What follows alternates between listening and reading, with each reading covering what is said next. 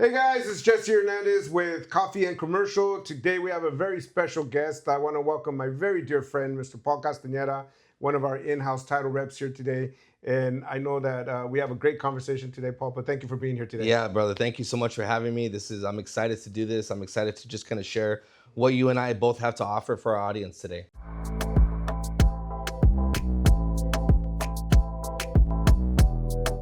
You know, I know that we had a little conversation prior to the podcast. Yeah. How can we bring value to the agents and our industry?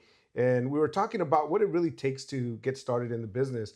And we kind of discussed the process about you and when you first started, right? What was that process, and how can we apply that today to somebody new getting started in real estate? Yeah, 100%. So for me, just to kind of give you guys a little background of me, I've been doing title now 10 years now. And for me, my start was actually within a title company on the inside, working in a title unit. Okay. And, again, there's different ways. I mean, at the end of the day, we're all in sales, whether you're a lender, realtor, title rep. But, I think starting on the inside gave me a huge upper hand because I got to see how everything works behind the scenes. Okay. All the ins and outs. And it was really like a huge crash course before I go out there in the field. What did they make you go through? I'm sure there was an orientation, right? A meeting to make sure that you were right for the company and the company was right for you. Yeah. And I think that's something that we can apply in our own industry as in real estate, that when a brand new agent or somebody coming into the industry should really take a look at the company that they're considering joining. There's a lot of great companies out there. There's a lot of great brands. But I think you got to find the right fit. And how did that work out with you and your company that you're with now? 100%. Well, so yeah, for me, well, first and foremost, as far as like the technical, way of going about everything, I had to get licensed, like realtors do and stuff like that. The interview process was, through our upper management and stuff, and just kind of getting a feel for what, the overall mission of the team, the company, what their, main objective was for their sales reps and stuff like that.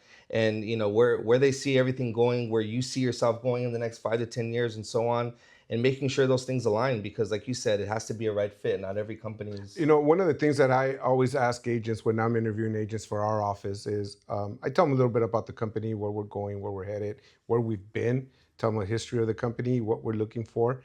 And then I ask the same of them. I ask them to give me a little bit of history on them. What are their goals? What are they looking for? What do they need from a brokerage, right? Right. And that really is a probing method that most agents should use when they're looking at a company, because if there's not a right fit, right, or there is a right fit, then that'll make the difference between succeeding in your industry and not succeeding in your industry. And it doesn't mean that the company is a bad company or the agent's a bad agent, right? The agent might have other direction and other plans than the company does. Yeah. And it doesn't mean they're a bad agent.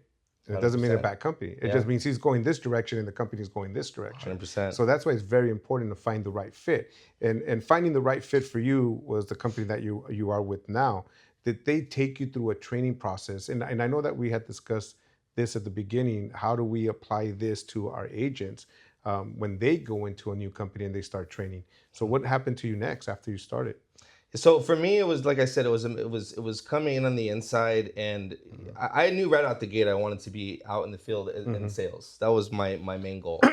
And so, once I kind of just had to cut my teeth, so to speak, on the inside, learning all the ins and outs of how title works and how, a transaction, refinance, sale, learning all your documents. So you learn the product. The product, exactly. Right, you learn the product. You learn your product. Yeah. And it's crazy because a lot of agents don't know the product. 100%. They don't know the difference between a modern home and a Victorian. They don't know the difference between a triplex and a duplex. They have no idea of what the product that they're trying to sell. 100%. I agree. So you had to go through the training. I had to go through all that, yeah. And then it was just a matter of, there wasn't really a set time. It was just kind of saying, okay, I kept bugging them, hey, in another couple months, I want to, consider going out in the field. And, I kind of had to just keep pushing them and until they gave me that shot to go out there in the field as a sales Did you rep. go through any sales training at that point? Well, not exactly. It was really, to be quite honest, it was kind of like a YouTube university for myself. I had to educate myself, which can be, huge for any salesperson. And there's an abundance of stuff out there that we can all learn from nowadays. I don't care what arena of sales you're in. And so it was a mixture of that. And to be honest, it was setting my sights on the reps that I wanted to be like. Okay.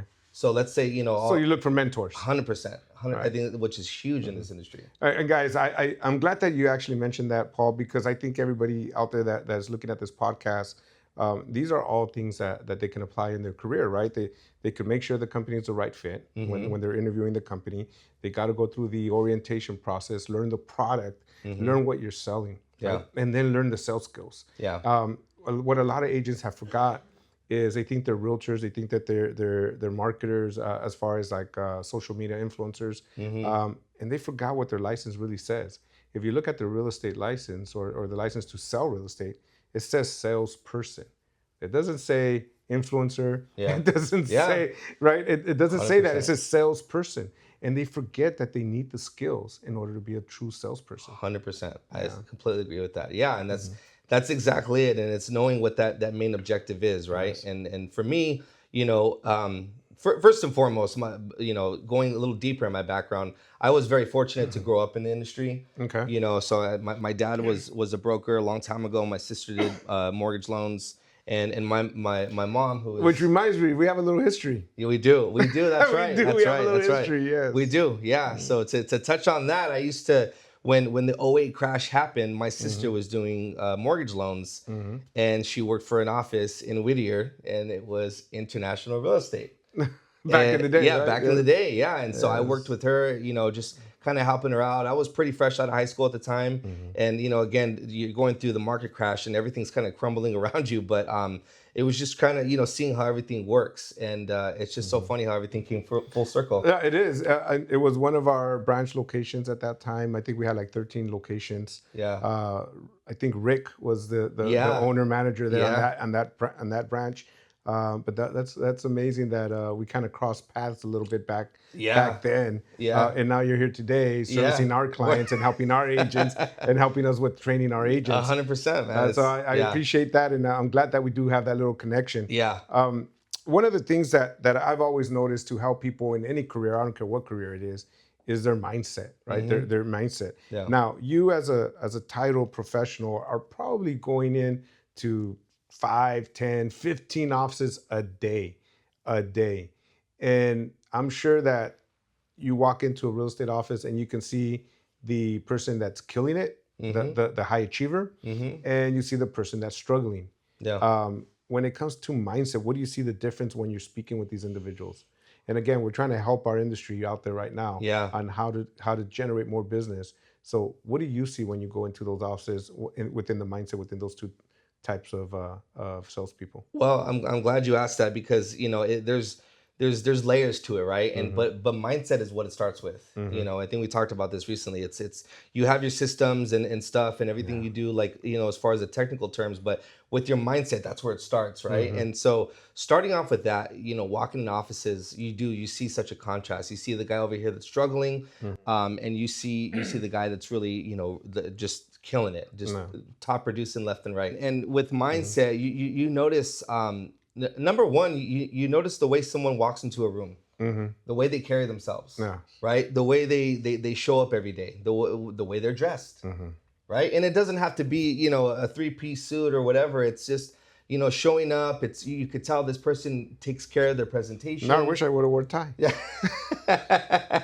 No, but that's again, it's like exactly. Yes. Their clothes are pressed. Are you ready to do business? Right, exactly. Right? Are you ready to do business at a moment? 100%. Right? Because you never know you're going to get the call. Or hey, I have a client. Can you come? Or I have a property. Can you come take a look? You got to be ready at that moment. 100%. You're not going to go home and change and try. No, you got to be ready to go. You got to be ready to do business right now. Exactly.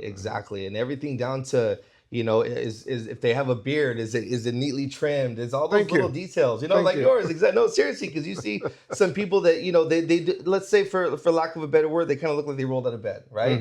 And then on top of that, you talk to them, and we're all going through the same market. Yeah, exactly. Right. Yeah, exactly. And so let's say you talk to the guy where they're in the ring taking the punches, but they still, okay, I'm going to move on to the next. I talked to this person. I think things are going to go good. They still show up with that excitement for the next thing. Okay, so what you're telling me, and correct me if I'm wrong, and I just want to make sure that we kind of get the point across to our viewers out there.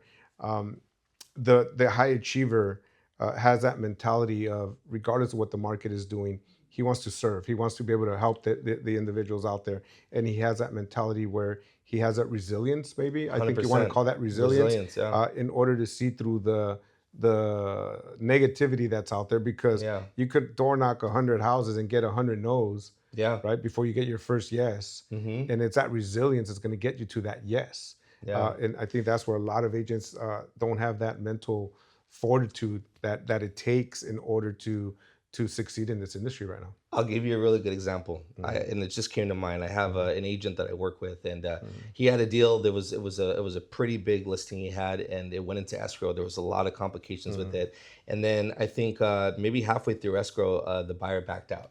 Oh wow. And and I was like, oh man, we were just kind of, a lot of people behind the Mm-hmm. scenes are doing a lot of things, a lot of work.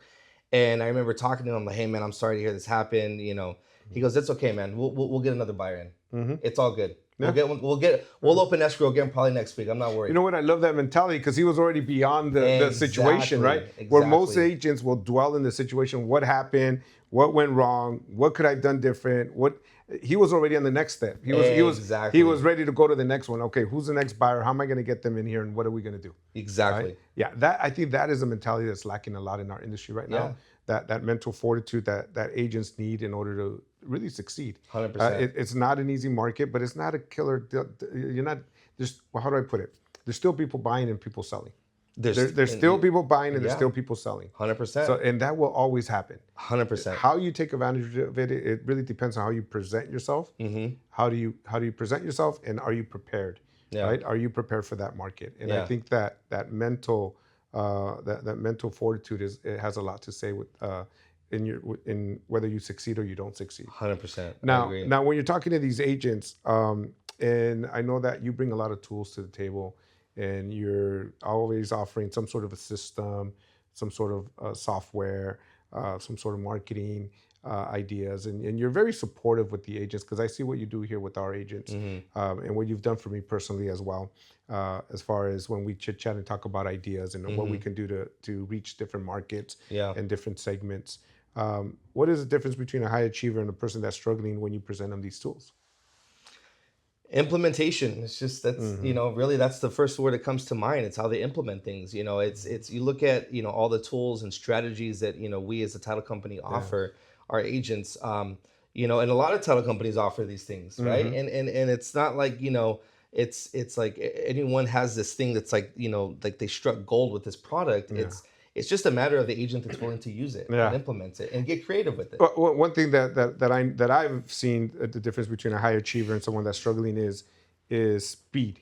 They implement things quickly. They move fast. They move fast, because whether it works or it doesn't work, they're already on to the next one, or they perfect it, and then it becomes part of their systems, right? But they move quickly. Right. I've always been accused of shooting first and aiming later.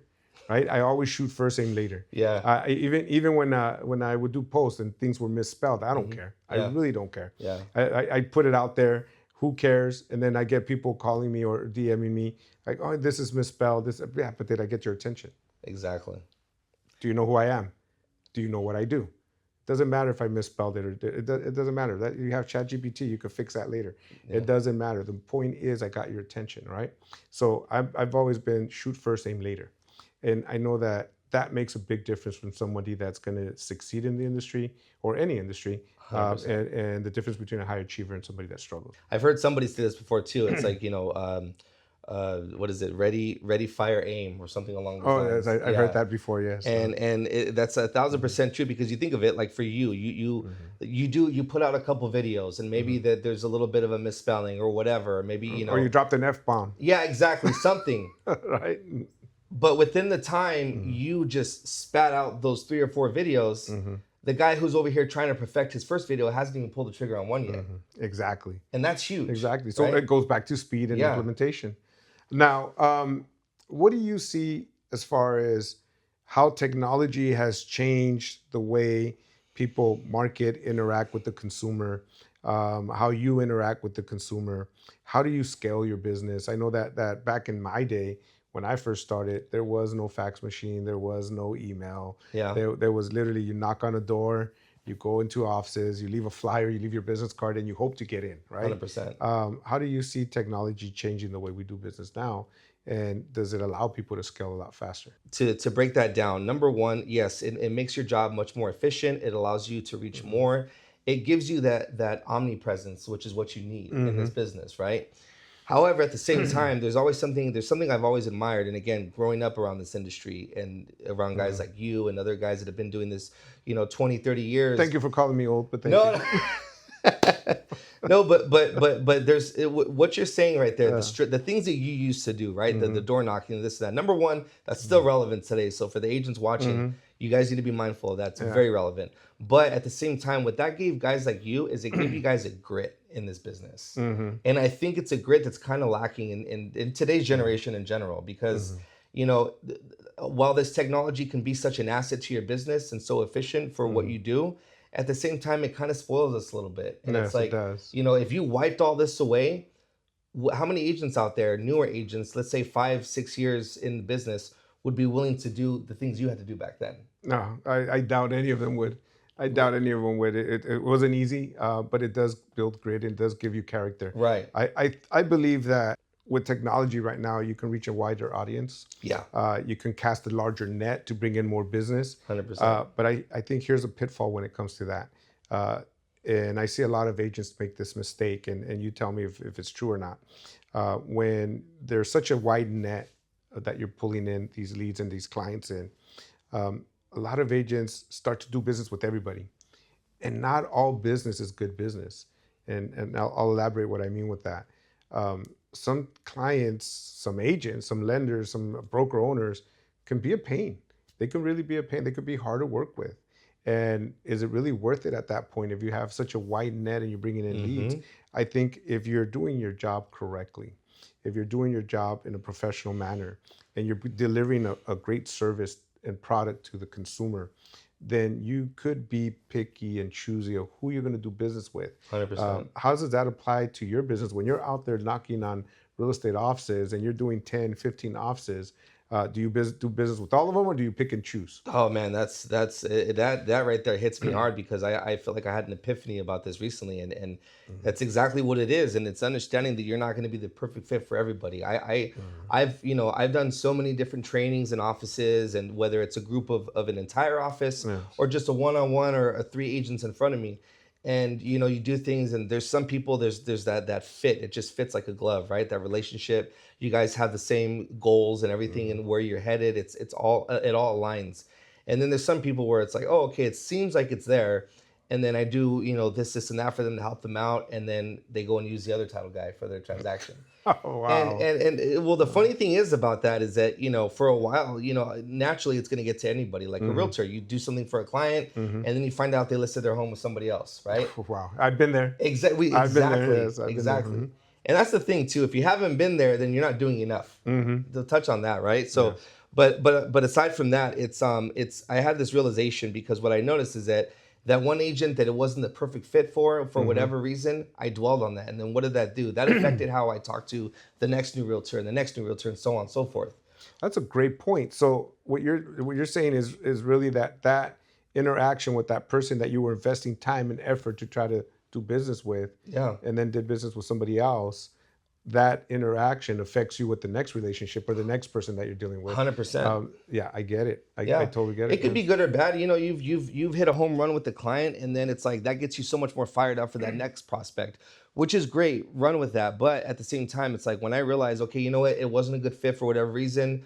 I'm good at what I do. They're good at what they Hmm. do, but move on to the next. And if you can flip that switch, it allows you to go on to the next person, kind of unscathed a little Hmm. bit. You know. Guys, these are all great tips. I mean, everything from the very beginning, where picking the right company, right, Hmm. with the same vision, values, and direction that you're headed, to going through the orientation and learning your product, learning what Yeah. you're doing, understanding what you're actually truly selling, Yeah. right, to Yeah. the mindset of what it takes to really succeed in the industry, Yeah. and then turn around and understand that you're not going to be a fit for everybody. You pick and choose your people that you're going to be working with, Yeah. and the ones that you're going to build your career with, Yeah. right? Clients included. Like Yeah. I've had clients where I'm dealing with the son and the daughter and the comadre, the compadre, Yeah. whoever, right? All of a sudden you have 3, 4 generations that, Right. that you're Right. selling Right. to. Right. So I really believe that today's topic and what we're discussing really is a really good fit for the people that are looking at the podcast today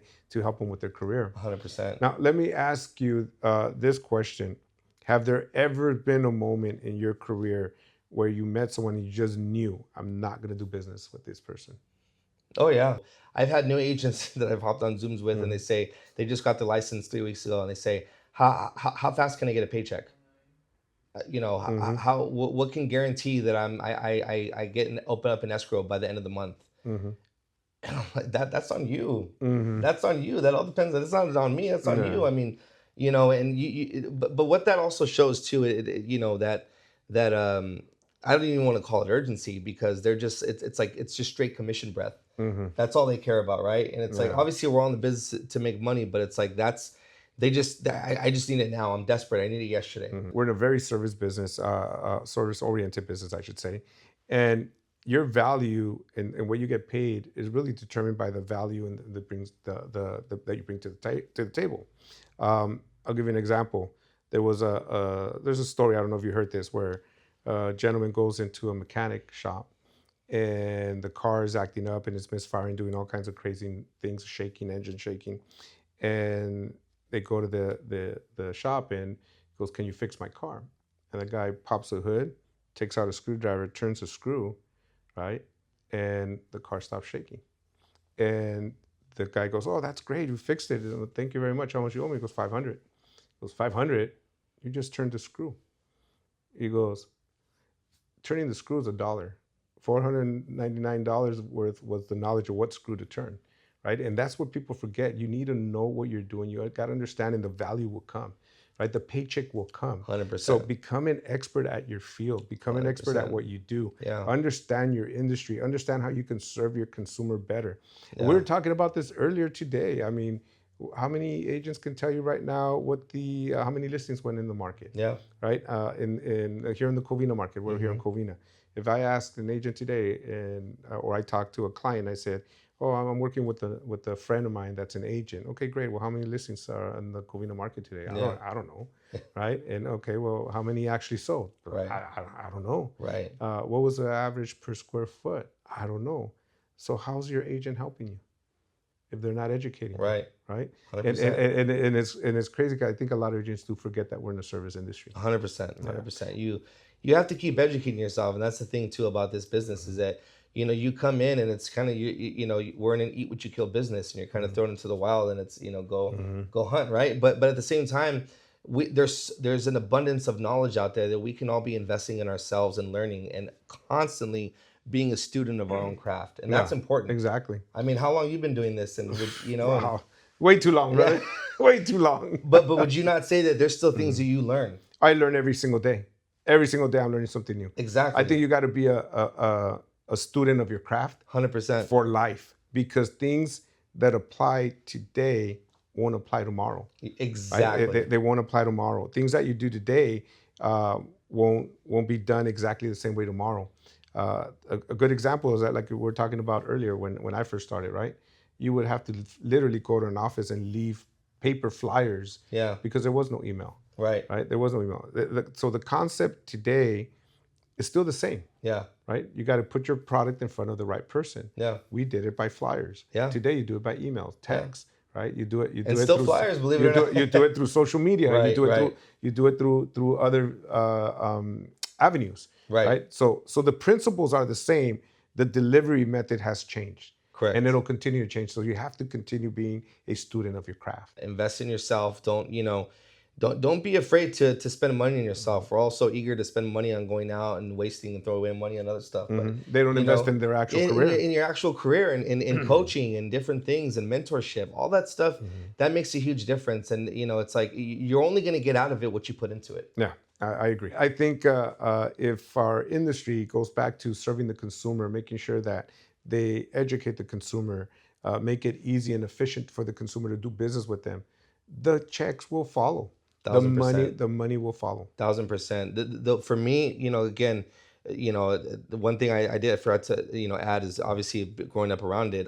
My mom is a title rep, and we work Hmm. together. She's been doing this almost 40 years. Hmm. But growing up around this business, the one huge upper hand it gave me was understanding that it was going to be a little tough in the beginning coming Mm-hmm. in for me financially, right? Yes. I anticipated for a tough first year, Mm-hmm. and it was a tough first 2 years. Yeah. And Same here. yeah, My first 2 years, I ate whatever fell on my right, plate, right. man.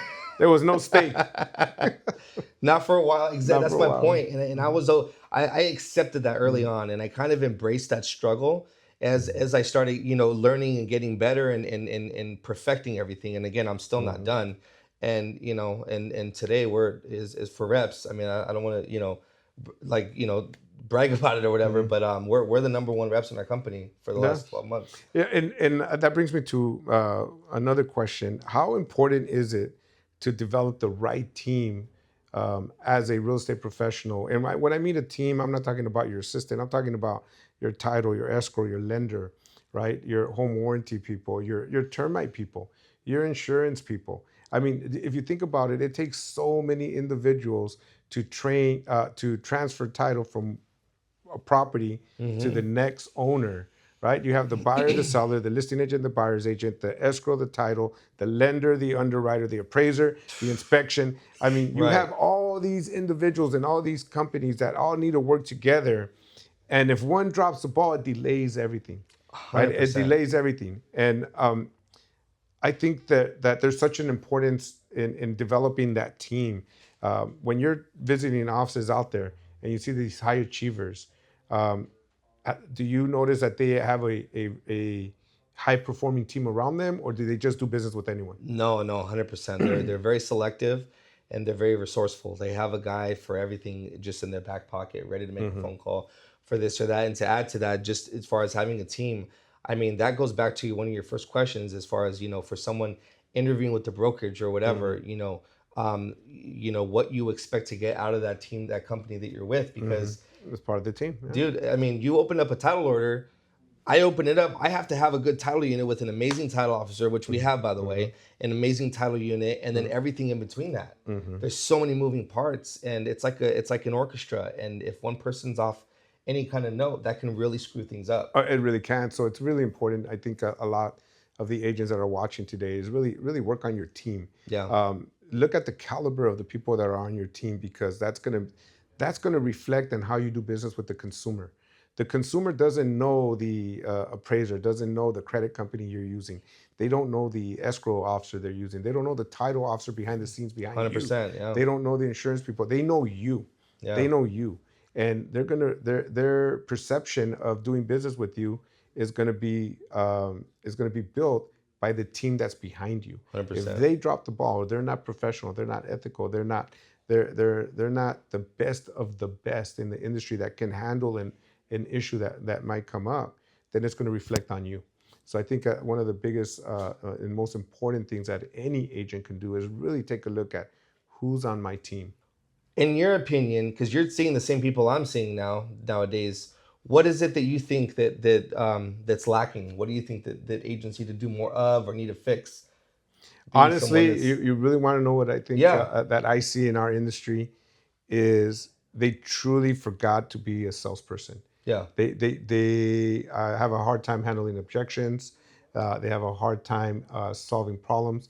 I think as real estate professionals, our job is to make the consumer's purchase of that property as easy and as seamless as possible, which requires us to be a problem solver. yeah, And in order to be a problem solver, you got to be able to sell or convince the other person why things need to be done in a certain way, or what needs to change in this transaction for it to go to a successful close, right? And I think that's where a lot of agents have forgot to be a true sales professional, or what it takes to help them get from point A to point Z, right? And make it seem so seamless, mm-hmm, because you're handling the problems. And by handling the problems, that means you better be a great negotiator, right? You better be a great salesperson yeah, to be able to handle those issues. 100%. And I think that's what's lacking today, because I think a lot of the agents rely on the technology. Oh, the transaction coordinator is going to send the email. My admin is going to help me with this form, or the escrow is going to send that, Yeah, right? And sometimes it's something as simple as you need to step in and 100%. create that relationship, because it's not admins, It's not forms. It's not regulation. It's not anything in the transaction that builds a career. Right. It's relationships. 100%. And relationships will build a career. My relationship with you, Yeah. that I know I can call you on a Saturday morning, like, hey, bro, I'm having this problem with this title order. Yeah, yeah. And I know that you'll answer. You might not like it, but that relationship is going to be there, and you'll answer. No, and I man, would I do the love same it. for you. Yeah, right. And I would 100%. do the same for you. What advice would you wish somebody gave you when you first started? Oh man. Well, number one, I think that, understand what you want out of it, out of this business. We're all in different places of our careers. Some of us at the tail end of it, and they start to slow things down, which is natural. I get that. But as someone coming in, I personally believe you need to want to just squeeze all the juice you can out of this. Yes. You know? This has been a great industry for me. I mean, Yeah. I was able to raise my family with this industry. So I agree with you. Know what you want out of the industry. Yeah. If you go back to what we're talking about, this whole podcast, I mean, we're talking about the getting the vision and the direction of the company, so you know where it's going and where you're going. Yeah. Right. The orientation, to know your product. Yeah. The mindset, all the way to know what you want out of this industry and the team that you build around you. I think if you really focus on those items, you can build a very great career, An amazing career. lasting career, a successful career that you can be proud of when you're done. 100%. And it doesn't matter if the market's booming or it's not so great. There you go. You're still gonna succeed. So when it's booming, we'll party together. When it's Exactly. crashing, we'll cry together. Exactly. That's it, man. Exactly. 100%. Paul, you brought a lot of great information today. If somebody in our audience wants to get a hold of you and maybe have a one-on-one meeting with you and see how you guys can do business together, how would somebody reach out to you? Yeah, well, thank you. Thank you for that, Jesse. So you guys can reach out to me. My phone number, 310-486-3436. I'm on Instagram, Paul Castaneda _ and by email, teamcastaneda@wrtca.com. And, if you're a realtor out there, whether you're just getting started, seasoned, it doesn't matter. And maybe you're looking to kind of switch things up and, you need someone to be a strategic partner with you in your business. That's my goal, to help you grow. And together we can grow and do a lot of business together. Paul, thank you again for being here. Guys, thank you for watching the podcast. I appreciate you taking the time and kind of going through some of your part of your career and what's worked for you and all the tips that you shared with our audience today. So thank you, brother. Appreciate it very much. Appreciate it, man. Thank you. Thank you. Thank you.